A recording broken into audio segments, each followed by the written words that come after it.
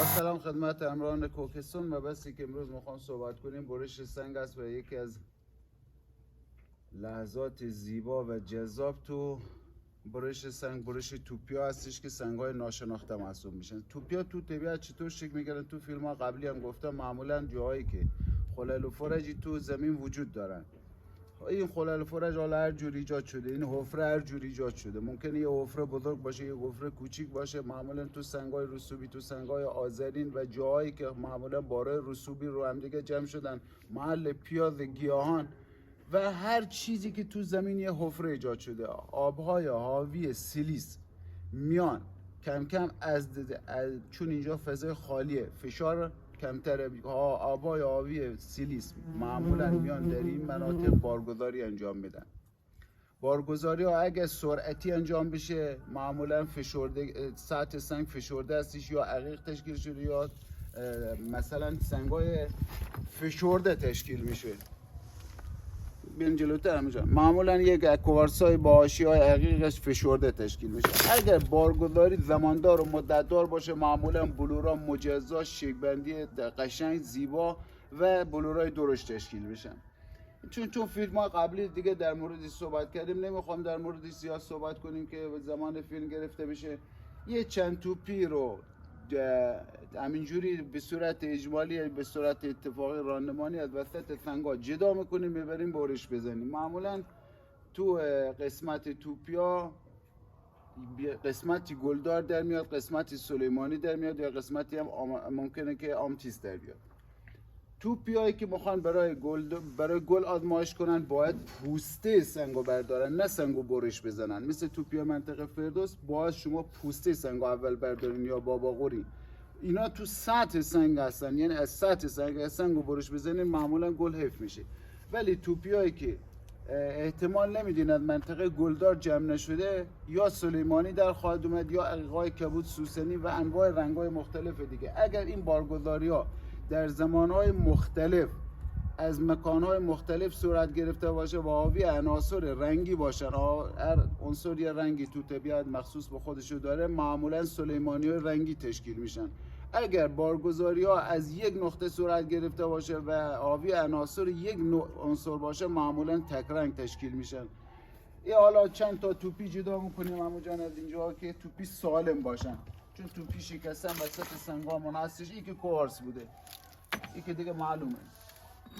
این توپی مشخص هست که میخواد عقیق در بیاد، اینو جدا میکنیم برای برش. این توپی سربسته هستش، عقیق در خواهد اومد احتمالا. این هم توپی احتمال زیاد عقیقه. از یک نقطه همش بر نداریم، این احتمالش هست کبود خیلی پررنگی باشه. این که این دیگه مشخصه بودن، این دیگه نیاز به برش نداره. این سنگا رو تیکه تیکه کنی از خودش دیگه نصف توپ خودش نصف شده، حقیقت کبود آبداری هستش. این دیگه مشخصه.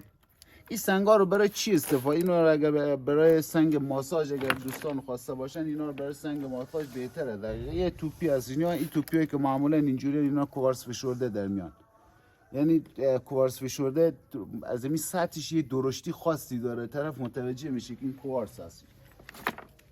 این هم این توپی رو برش میزنید. این عقیقه که سوسنی با یا این سبک سنگ معمولا هم گلدار در میاد هم روتایل در میاد. اینو دیگه تستش بکنید. این سنگو اینو یادتون باشه، این معمولا کوارس چیه روتایل در میاد اینا. آره اینا رو برش میزنیم. آره معمولش اینه که اونا روتایل در میاد. یا این سبک سنگ پوست سبز، خب اینا معمولا سلیمانی و کبود خیلی آبداری در میاد یا سوسنی در میاد. این سبک سنگ قرمز غالبش کوارس فشرده در میاد، غالبش کوارس فشرده و عقیق خالص در میاد. این کالو مشخصه، این مشخص نیست. یا این یه گوشش زده کلسیته، احتمال هست یه گوشه سنگ عقیق و گوشه دیگه سنگ کلسیت باشه، اینم برش میزنه، ممکن است اصلا کلا پرد در بیاد. اینم عقیق در خواهد اومد. اونقدی که بشه یعنی طرف بگه من کلا نمیتونم تشخیص بدم اونجوری نیست. یا این سبک سنگه که اینجوری چیه، اینا رو اگر پوست تراشی کنه احتمال این که بابا قوری در بیاد نیست. این توپی سالمه دیگه. نظر من به همین اندازه توپی کافی. حالا توپی بزرگتر هست وسط دستگانی ها. این کلا کوارس فشرده. این کوارس فشرده رنگ آماتیس هم گرفته. این سنگ ارشدیت داره عمو جان برای سنگ ماساژ به عقیق. اینا رو اگر ورق کنم برای سنگ ماساژ بهتر از عقیقه. اصلا کوارس خاصیت درمانی بهتری داره. یا این سنگ از لازم من کوارس در خواهد اومد. کوارس فشرده یه تیکش عقیقه ولی یه تیکش کوارسه. نظر من همینقدر کافی عمو جان. حالا بریم پای دستگاه اینا رو به بارگاری کنیم عمو جان.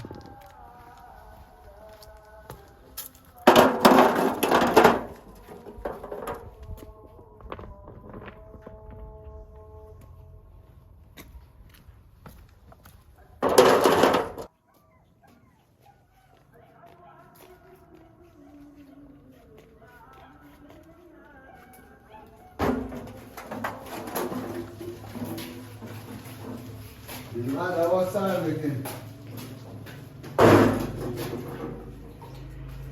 خب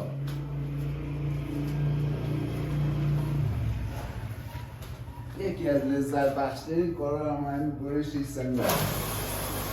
اقدامات ایمنی رو اول رعایت کنید. این اون سنگی بود که من بهتون گفتم آب داغه که دستان یخ نزنه. نظر من به اینه که این سنگ روتایل داره داخلی. حالا داخل اگر نیست رو سطح روتایل تشکیل شده. سبک برش رو اگر میخوایم مثلا به صورت ورقی تهیه کنیم که اینجوری برش بزنیم. اگر میخوایم برای فروش طرف اینجوری سنگا پولی برش بزنیم. کی هم نو مثلا کنده.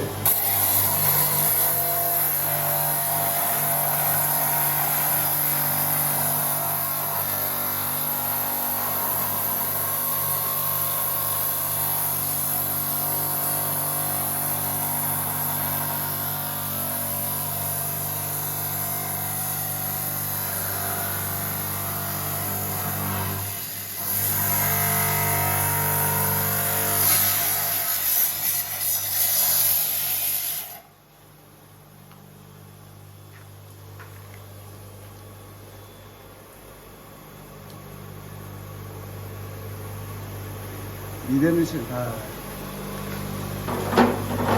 این روتایل اینجا از کجا من سبک این روتایل تشکیل شده تو سنگ ها.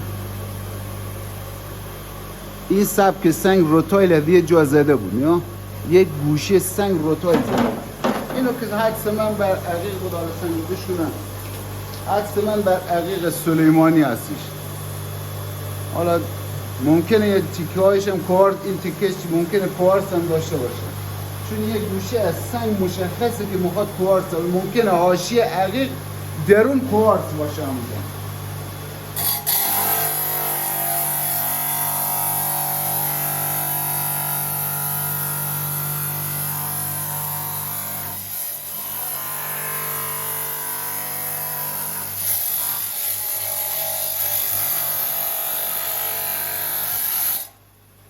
یا حاشیه عقیق درون کوارت. این سنگا معمولا برای ماساژ خیلی خوبن. یعنی سنگایی که میخوان برای ماساژ پوست و اینا استفاده کنن این سطح سنگو پولیش بزنن برای ماساژ خیلی کلا خاصیت درمانی داره. خب این سنگ هم از لحاظ من ممکنه داخلش کلسیم داشته باشه و قسمت‌هایی هم عقیق دیده باشه.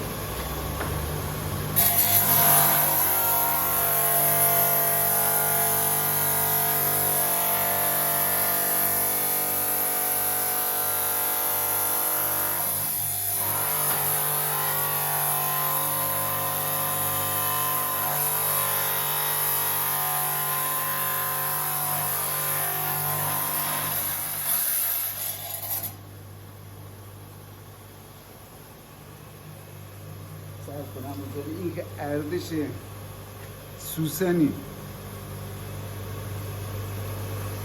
سلیمانی مثل این تیکه میبینیم کلسی زده ولی وسط به سنگ نرسیده.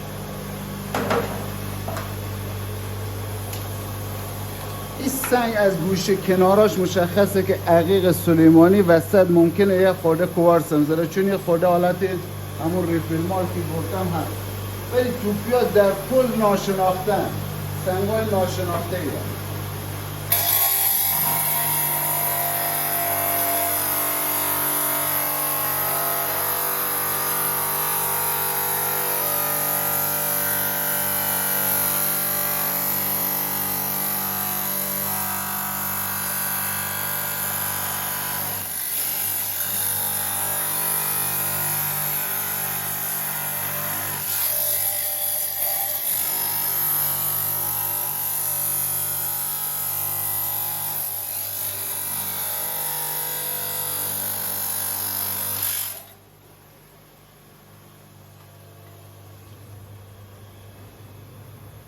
این حالت ریپل مارکی که رو سنگا تشکیل میشه یک ذره از سنگ و کوارس گرفته، بقیه سوسنیه، دیده میشه.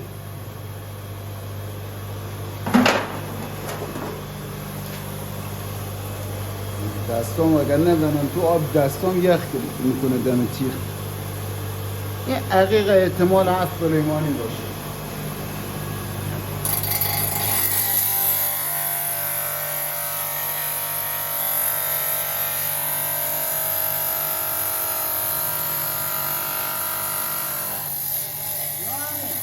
دم تیغ مشخص میشه که سنگ مقاومت داره. اگر به کوارس نرسه مقاومت سریع تیغ وسط سنگ حالت خورش میگیره.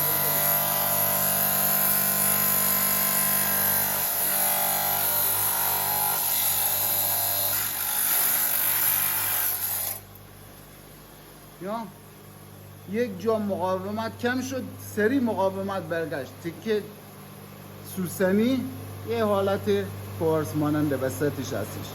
یه عقیق، پهنای عقیق 2 سانتی همونجا، یه قابل استفاده است. کلا برش سنگا هم مورد بخش ترین قسمت سنگا برش سنگا.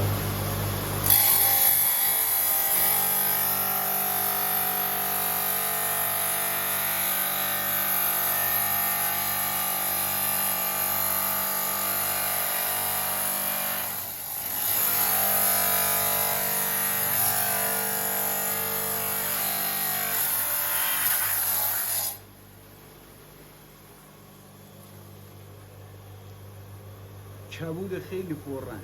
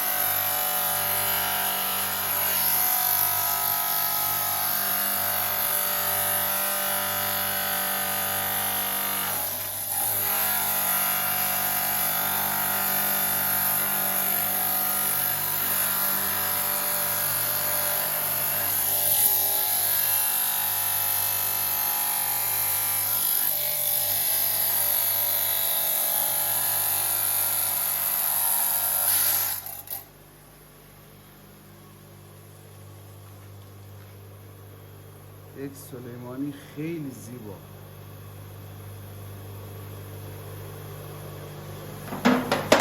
یا این سنگ روش حالتی این اول باید تست بابا غوری بکنیم. یا چطور تست بابا بیان جلو؟ یا سنگ رو اینجوری تو دستتون میگیرین، یکی دو بار اینجوری میکنیم، یا یکی دو بار سنگ رو اینجوری دم تیغ را ببریم.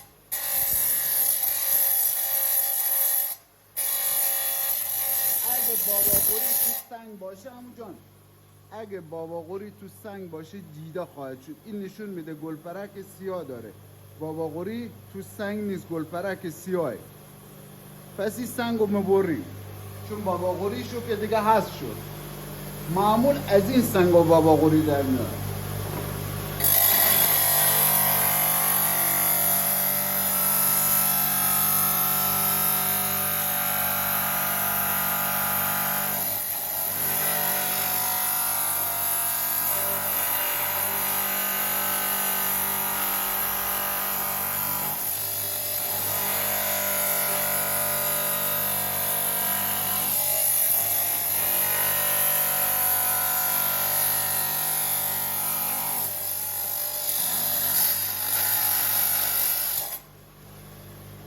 نیا این گفتم گلپرک سیاه داره نیا این گلپرک های سیاهشه حالت قاصدک داره نیا اینجا و اینجا تشکیل شده رنگ این رو میشه تقریبا گفت مثلا کبود کمرنگ یا یاسی. این سبک سنگ بر اساس تجربه کوارتز در میاد. حالا ممکنه وسط کوارتز حاشیه‌ای هم از عقیق وجود داشته باشه.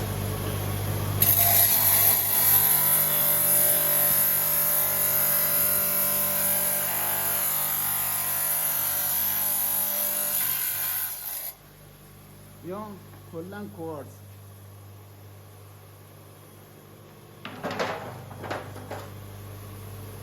این سبک سنگ، این سبک هایی که حالت ریپرمارک بالا اثر انگشت به خودش گرفته معمولا حاشیه عقیق درون کوارتز در میاد. کوارتز فشرده یا کوارتزی که فضای خالی داشته باشه در میاره.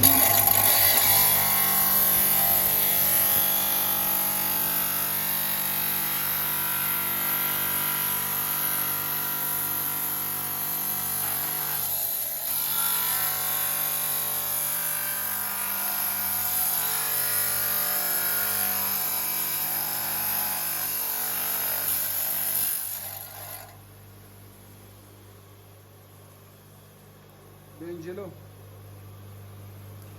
عقیق، کوارتز، دوباره عقیق.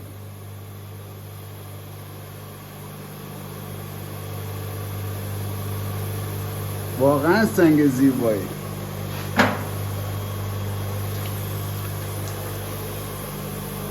این سنگ و احتمال من کوارتز همون جان چون سطحش هم درشتره احتمال من کوارتز. ولی خب بازم به توپیا سنگ‌های ناشناختن.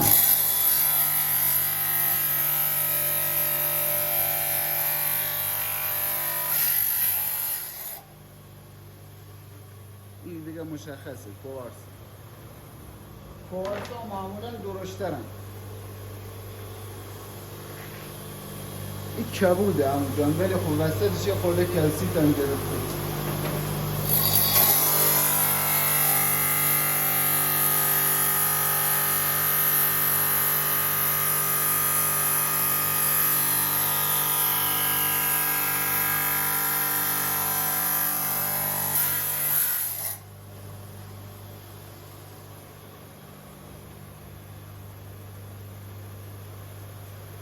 این کلسیت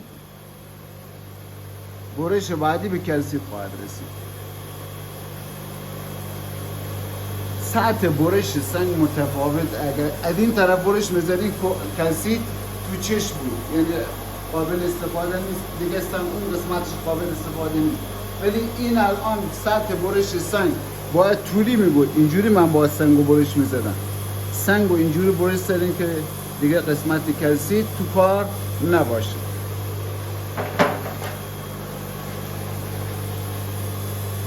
احتمالاتش عقیق هم.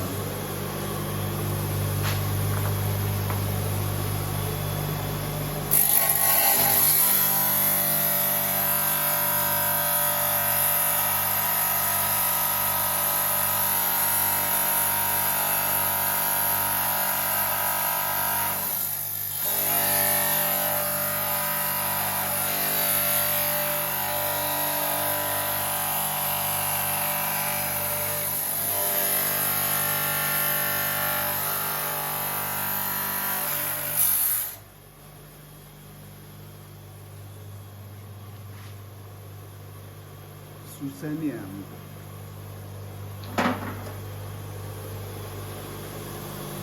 این اشکال ریپرمارک بازم رو سنگ هست نمیدونم چیه احتمالش هست حاشیه‌اش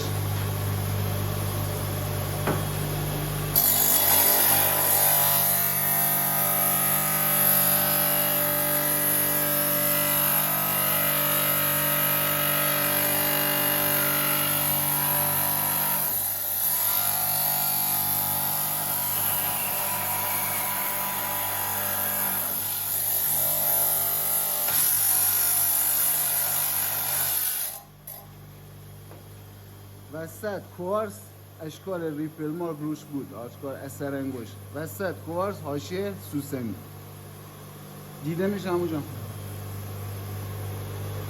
خب این سطح این سنگار نیا اینا رو اول باید تست بشه برای بابا قوری. ببینید روش بابا قوری تشکیل نشده.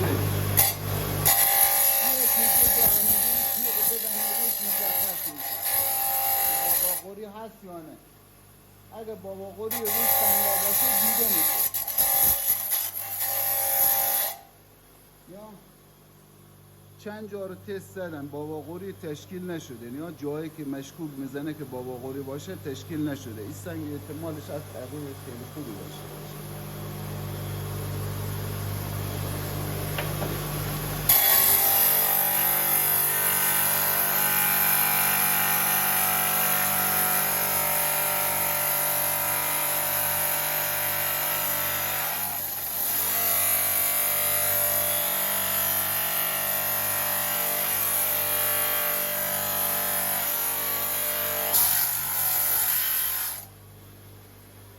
حدسم درست بود. عقیق یک دست. خب این هم اشکال ریپل مارکی روش تشکیل شده. احتمال هست که وسط سنگ دستان یخ کرد. وسط سنگ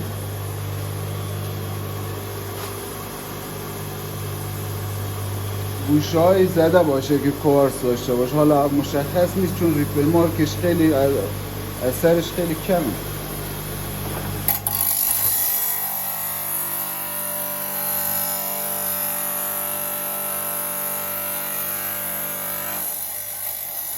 فشاری که به سنگ وارد میشه عقیق میشه با درجه سختی 7.5.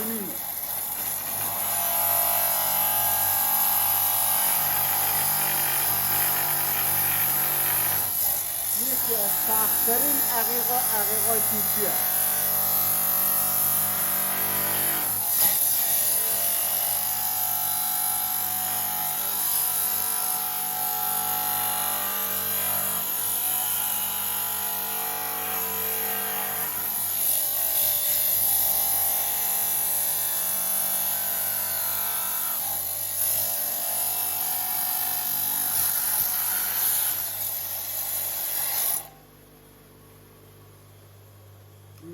حالت ریپل مارکش دیگه مخصص سوسنی بشه، ژئود بشه، خالیه وسط سنگ.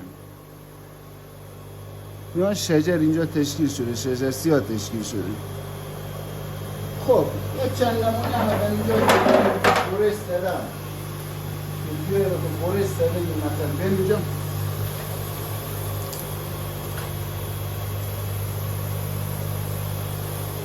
یک مدت که شما توپیا رو برش بزنین 80% قضیه متوجه میشین که کدوم توپی چی میخواد از داخل کدوم توپی چی میخواد در بیاد.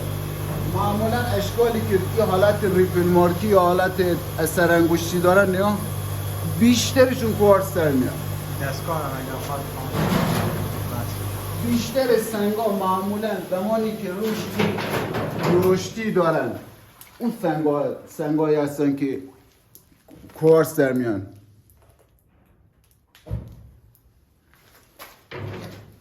یا مثلا تو این بزرگی کوارتز رنگی در اومده. خب این اشکال روش هست. نه یه مدتی که دوستان بتونن توپیا رو تهیه کنن خودشون برش بزنن انواع توپیا رو بعدا متوجه میشن که کدوم توپیا چی میخواد در بیاد. این توپیایی هم اینجوری به اینجا جداش کردم. این توپیایی که معمولا اینجوری تو خالی در میان، خب اینا رو بر اساس وزن یه مدتی متوجه خواهید شد که سنگ سبکه، حتما داخل سنگ خالیه که سبکه. و دیگه چیزی دیگه من برای گفتن نمیبینم. یا یه بار دیگه که توضیح بدم که همونجا کوارتز منظور من کدوم هست. این اشکال ها برآمدگی های درشمانن. اینا معمولا توش کوارتز یا یک گوشش خالی شده یا کوارتز سفید داره. خب امیدوارم دوستان از برش امروز لذت برده باشن. دوستانی هم که توپی کامل میخوان که دو ستونی موجوده.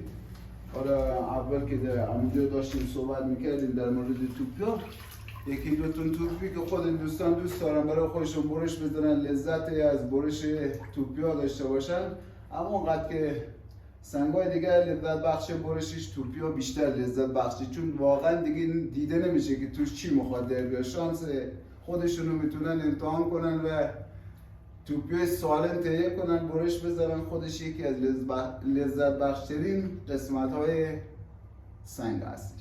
امیدوارم دوستان از برش امروز لذت برده باشن و مشتبه رو حمایت کنن انشاءالله.